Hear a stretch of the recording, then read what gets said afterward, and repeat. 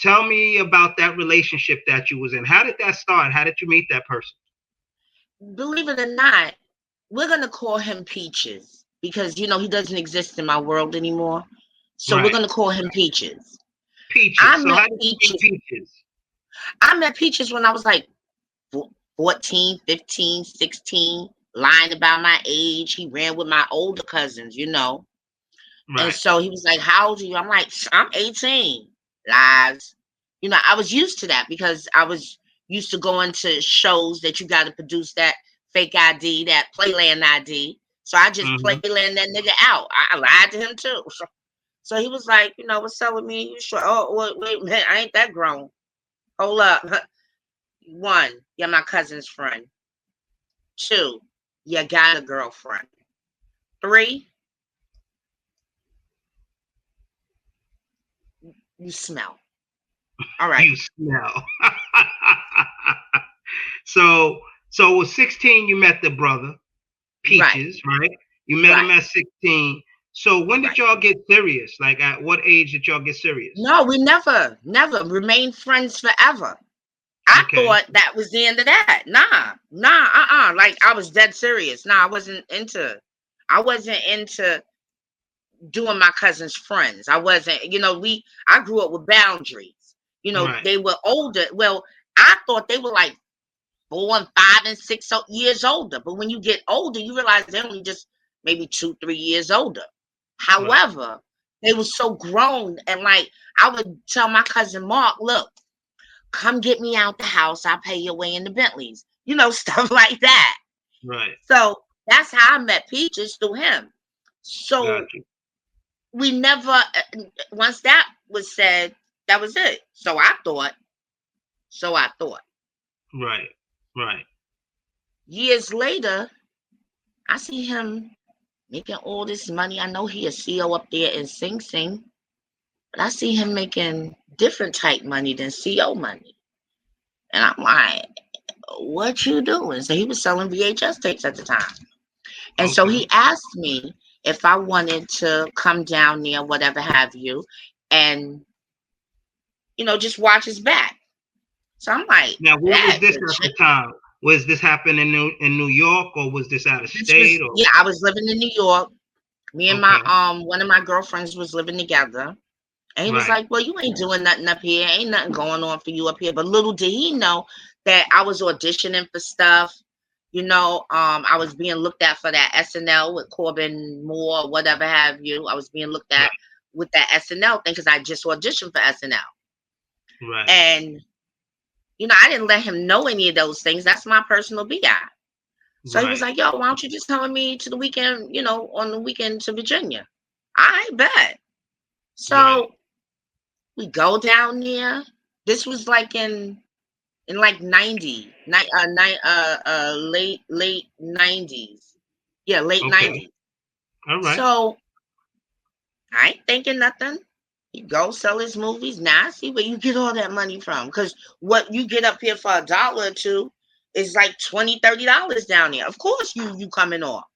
And I'm like, he was like, "Well, I wouldn't tell you to do it, because I'm running a risk. This is illegal." So I was like, "Well, why don't you find something that's legal and get the same money off of it?" He was like, "Why don't you bring down clothes?" I was Right. like, "Well, all right." So I was always into fashion. I love fashion. Always. I went to the School of Performing Arts, but I should have went to FIT, Fashion Institute. Yeah. Right. Right. Right. So I get the stuff from up here from the wholesalers. I bring it down there. They sucked it down. That was my first time with clothing making out of state money. You know what I'm Right. saying? Like So how that. long? So how long was y'all doing this business together?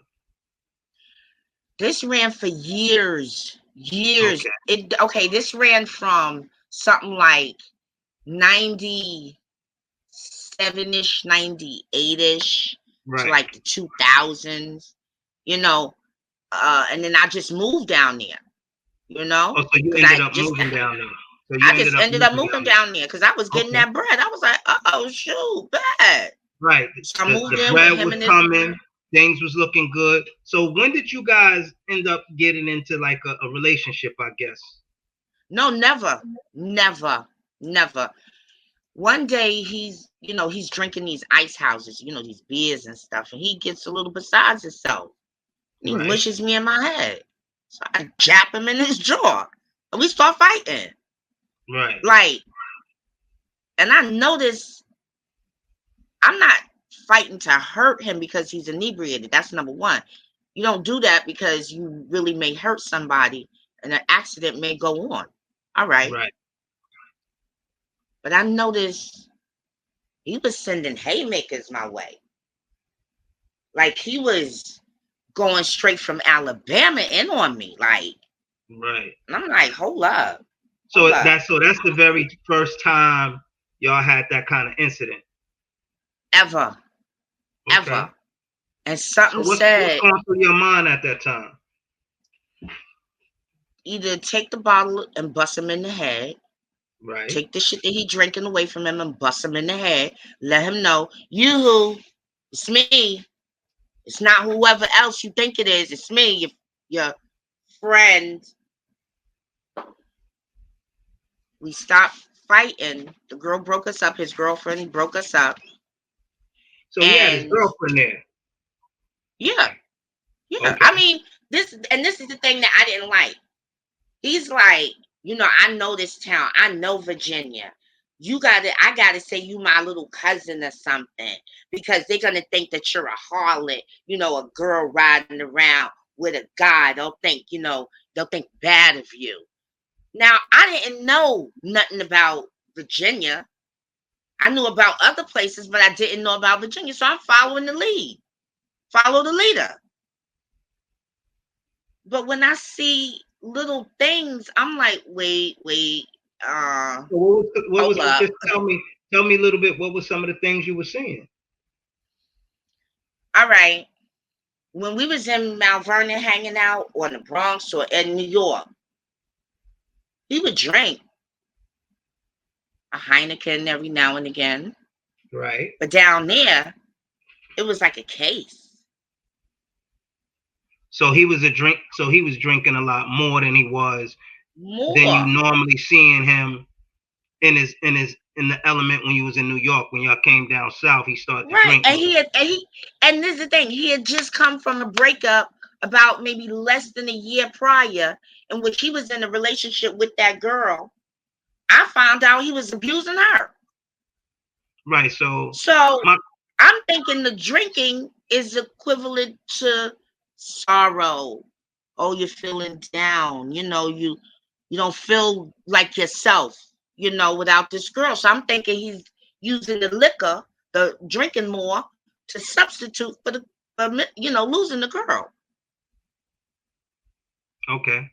So the girl that was down there with y'all that you just said was his girlfriend, that's somebody different. Totally different. Nice girl, but she was a drinker too. Okay. So that was your first incident. After that, how did things? Okay, so after that, I'm sorry. Oh my God, I'm sorry. I didn't know what. Sober time now. Oh, I'm sorry. I don't know what I was doing. And I was like, dude, look. It's all right.